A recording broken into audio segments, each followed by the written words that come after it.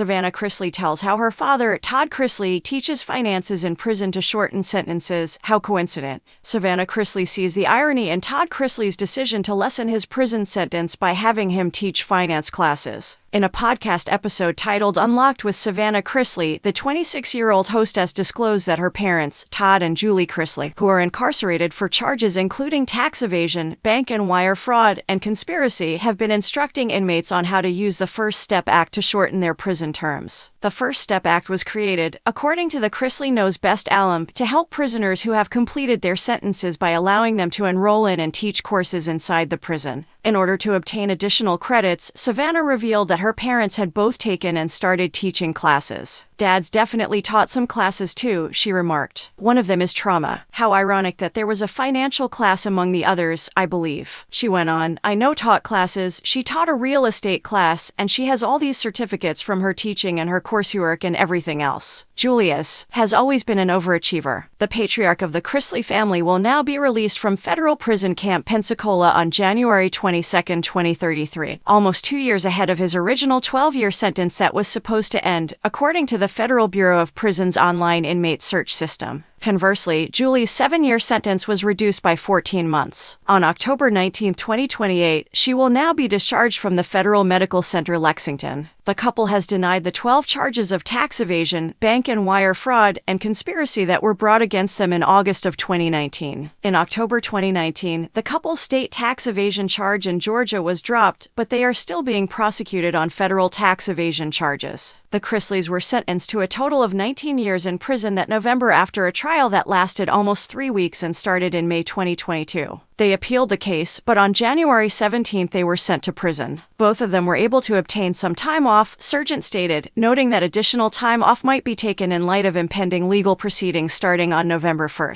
The federal sentencing guidelines will be adopted, with recommendations for sentencing reductions for nonviolent offenders as well as changes and modifications. They ought to receive 2 points apiece for that, but am not sure at this moment. Thus, that will shorten their sentences even more.